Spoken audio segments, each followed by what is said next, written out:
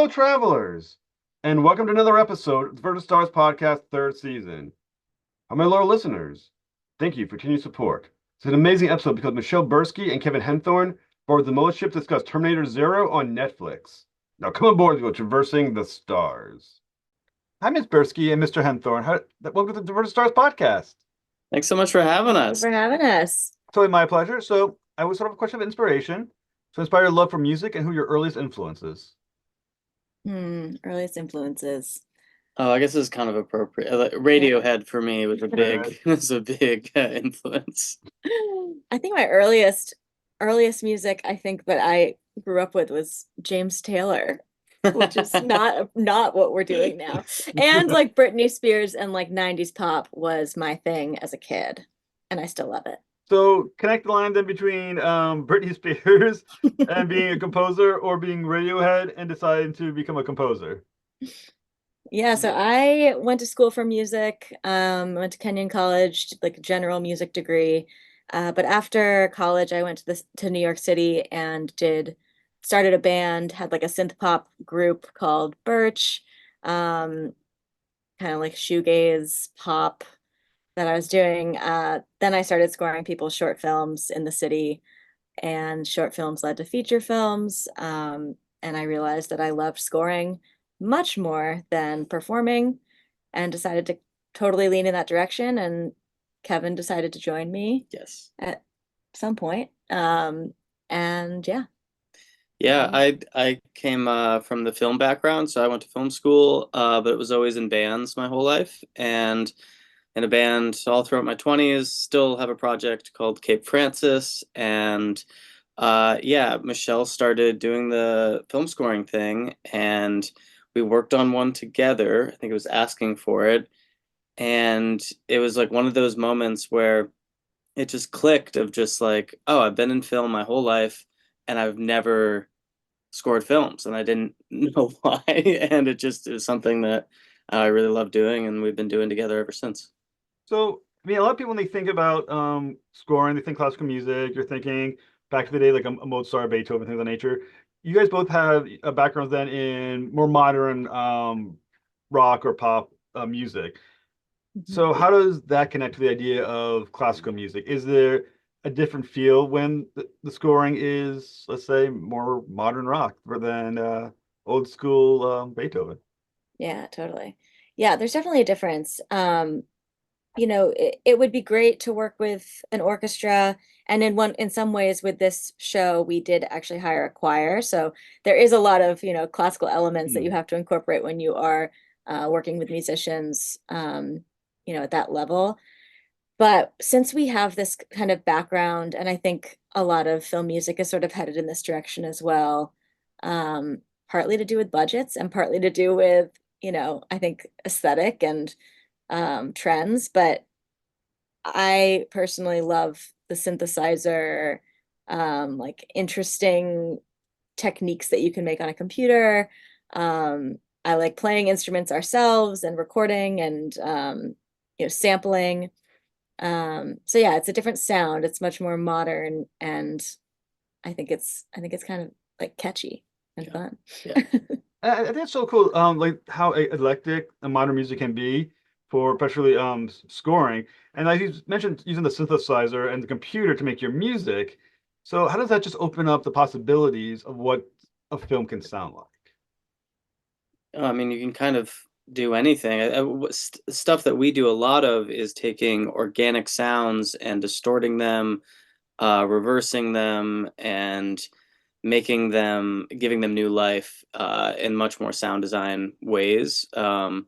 I love to do that stuff. I came from a film background, so a lot of video editing, and I just love chopping things up, messing with them, and then kind of sprinkling them throughout. And I think it's really cool because what we're going to be talking about is Terminator Zero, which is the TV series based on the Terminator franchise that you're scoring. And when we talk about Terminator, we all think about Skynet and the machines, things of that nature. So when we think about music, how does our use of synthesizers and modern music connect with the idea of what also AI and what that's doing to music? And what do you guys think about that transition in the world of music? Yeah, I mean, the whole AI question is really tough. And I think a lot of people in Hollywood are really scared of it. I think they have reason to be. Yeah. I would hate to see a world in which, composing becomes obsolete because people are just doing it through the computer, takes out the artistry. And there's also the element of copyright infringement and using people's music to, Yeah.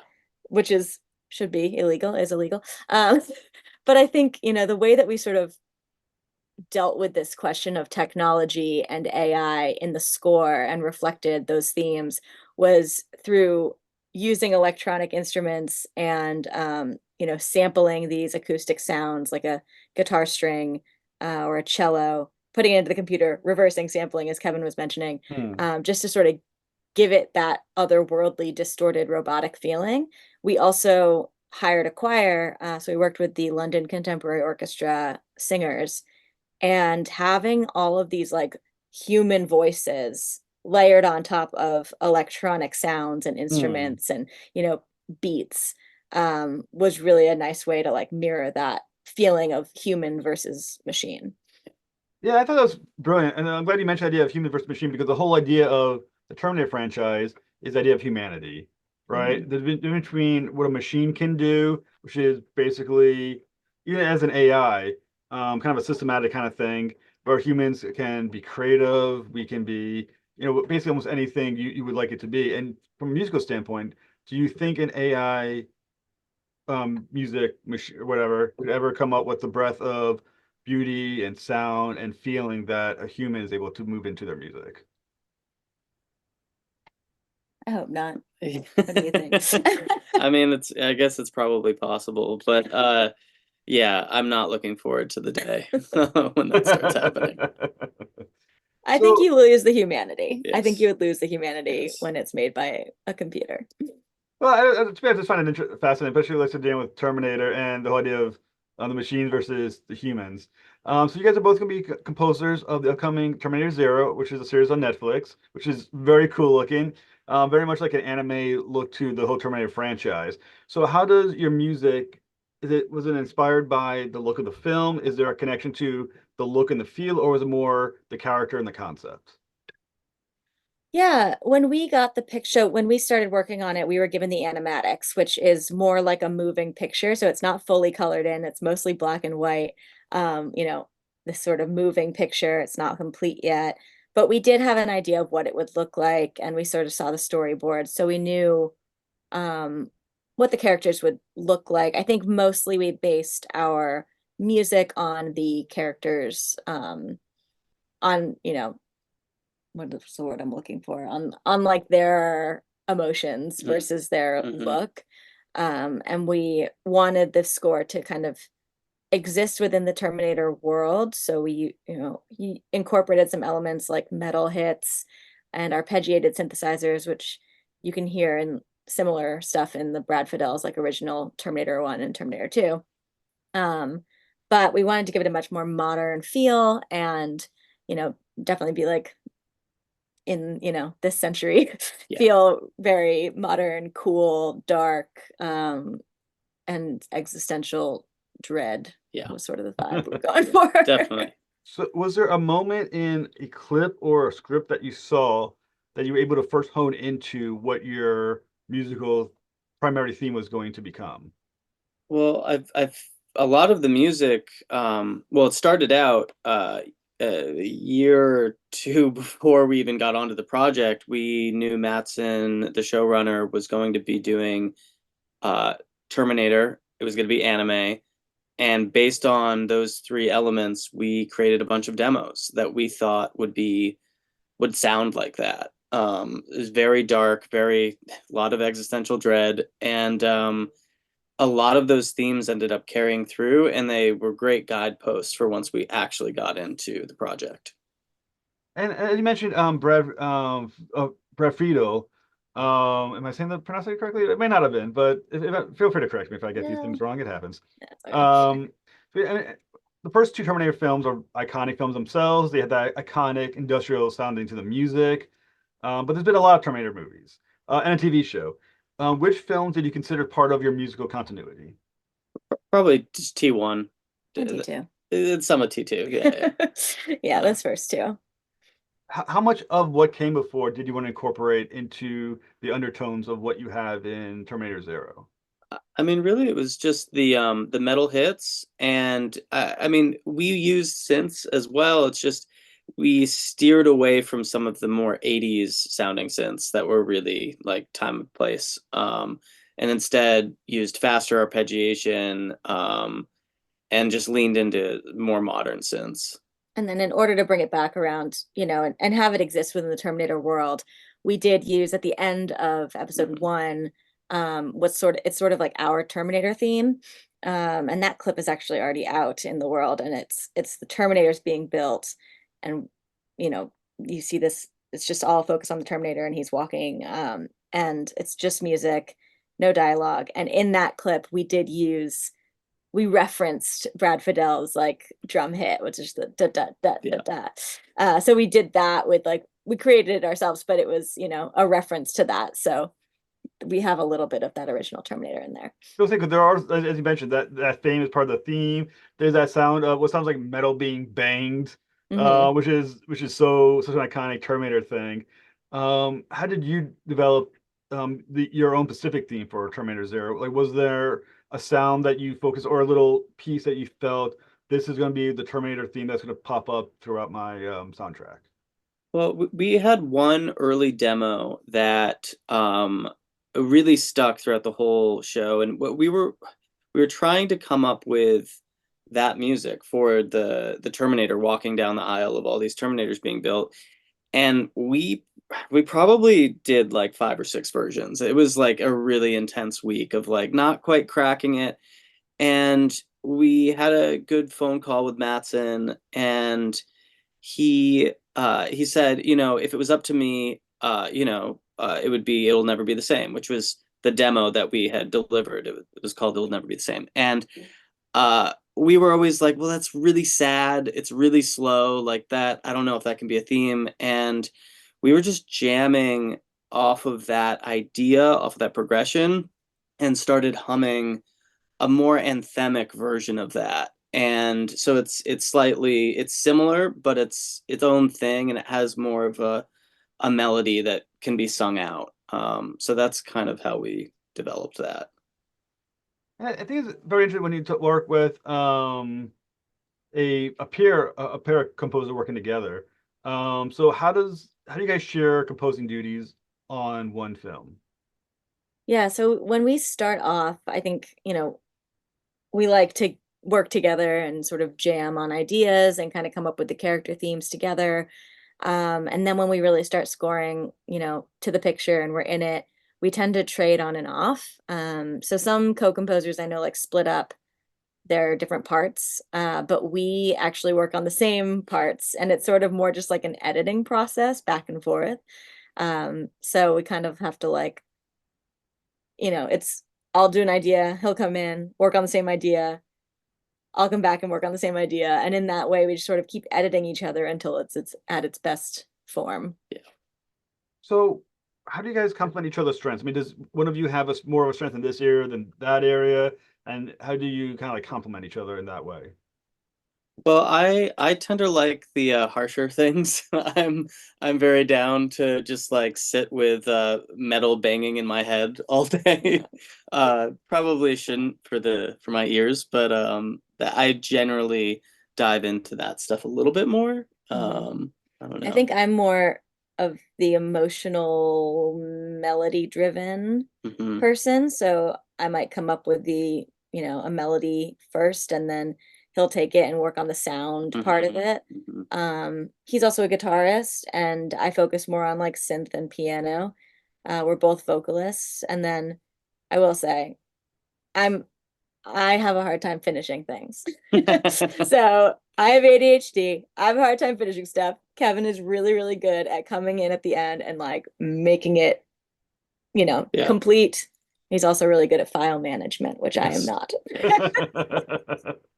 But I can't imagine that it's easy when you have like once again you're two individuals, two different sensibilities, but yet you got to make music that sounds like it's from one voice. Mhm. Are you just naturally in sync that way with each other? Oh, Like, is there a ways that you're able like no, you kind of have to sound make move it like this to make it sound like it's the same piece, even though obviously you're two different voices. I mean, 10 years, over 10 years together, that helps. I think, I don't know, what I like about our workflow is that it just starts to take the ego out of it, because at this point we don't really know who wrote what, and it's just a bunch of back and forth. So I think that back and forth is how you start combining the voices. And yeah, I don't know. It's just super collaborative. So the voice is our voice at the end of the day. Have you now have you guys obviously work together in partnership? Is it more fun to work together? Have you guys worked separately in different projects, and it's just more interesting to work together? Can you Yeah. I talk a actually little I think bit? that's totally it. I mean we both have our own, songwriter projects. So Kevin has Cape Francis. I had a project called Birch, which I've sort of stopped doing, but I've also scored some stuff alone. And I will say I find the process of scoring together more interesting, and it's just better to have two brains on something. I think that's true with a lot of disciplines. I think writing, it's definitely, that's why there's an editor with books. Yeah. But it's just nice to have that collaboration. And then you're also not alone doing it. Hmm. Um, which as an extrovert, I personally like having other people around. Now, as you mentioned, you're both people who are in bands, which is obviously highly collaborative. Does Mhm. being in a band help you kind of be in your like composing band, I guess? You're kind of like a composing band on some level. Yeah, I feel like it does. I mean, we both know how to communicate music very well. So I Mhm. think that being in bands really helps that. Prepares you for collaboration for sure. Yeah. So, one interesting thing as well about the Terminator storyline is, if I get my years wrong, please correct me, is that it starts off in 2029 and goes down to 1997. Um, when you look at 2020, what was it? Oh, 2022, I think. 2022, And then 1997, right? okay. I'm Am I not wrong? sure. I haven't seen it in Okay, a no, I second. forget. Never mind, never mind. It's future and past, yes. Now, is there a way that you, I mean, to reflect musically both the future and obviously the 90s, which had its very own particular sound, and how did that influence how you approached the music as you went from one timeline to another? Oh yeah, I mean the future is much more desolate, very human, a lot of choir. We use synths, but like instead it's like a light like flute-like synth. So it leans much more organic. Um, yeah, I think that like anytime we are there, we know we're there. We hear that music. So you say, talking about flutes. When I think about like the flute, maybe I'm just wrong. That's in my head. The flute tends to be a very optimistic sounding instrument. Is that a particular Hmm. reason you used it when you did? We definitely used a darker flute because it feels, A dark I think flute? it's, yeah, it's a An little angry flute? more, It like almost sounds like a pan flute, almost, but because it's a synth, it just has a flute quality. yeah. It's definitely not like your stereotypical flute in an orchestra. So for those of us who are musically ignorant, what was a pan flute versus a regular flute? Well, a pan flute is like a series of tubes that you know I think usually can sound pretty cheesy, but that it has, I don't know the quality that it It's like has. wooden, right? Yeah, it's wooden. Uh, in this synth isn't necessarily like a pan flute. It just has slightly more that characteristic than a normal flute. And also, you talk about you used a chorus as well. So how did you use the human voice as an instrument? And for you, what does the human voice represent within the context of the Terminator film as a piece of instrument? Yeah, the working with the choir was amazing. For us, we wanted the human voice as opposed to, in the original Terminator films, they use a orchestra. So they're like a string sound. So there's lots of strings happening to make this epic, whatever. We wanted to stay away from that to sort of differentiate ourselves. And the human voice felt like the most natural. It's as human as you can get, right? So like because we're using all of these electronics, what's that, you know, human element? And we decided that choir would be it. And we're both singers. So I tend to write music with my voice anyway. So I was able to, we were able to write these parts. We worked with this awesome company, Joy Music House, who helped arrange and orchestrate. And then we all flew over to London and recorded at Air Studios in London with the London Contemporary Orchestra singers. And it was just Very cool. a fantastic experience. You guys have a great job. You get to fly to London to play with the chorus. That's fantastic. It was pretty It sweet. was insane. It was very cool. Could have been like, hey, and also Hawaii while you're at it. Yeah. We can record something there too, yeah. We're very lucky to get to do it. So was there a particular character that you viewed as being the voice or theme of the Terminator series for those of you, obviously it doesn't come out, I think, to August 29th. So was there a particular character that you felt whose perspective the music was going to come through? I mean, I think Malcolm kind of steals that show. He's our lead, and his theme was that original demo, "It Will Never Be the Same," that we gave to Mattson, years ago, and really the whole theme has kind of emerged from that piece. So I feel like definitely Malcolm. Once again, because it's Terminator, a big franchise, let's just put it that way, is a very well-known franchise. This is the first season, important being first, so there's probably going to be a second. Are there thoughts that as you're composing, thinking this is going to be fantastic for the second season, that we can build upon, or did that jump too far ahead in your future? We just focused on season one for now. Yeah. For now. Yeah. We're not sure what the future holds, yeah. but So we did have hope. We're not sure exactly how many seasons or what's going to happen. So to know that, we know where it could go. So we did have some thoughts about that, but all in hope that it could happen. Yeah. Is there already whispers? Because with Netflix, obviously, there's always a question because they are weird about how they handle seasons. Is there had already been whispers of a season 2? We can't really speak to anything on that right now, I'd say. So, where can where can our listeners find Terminator Zero? Yeah, so the show will be out on August 29th, and we are hoping that there will be a soundtrack.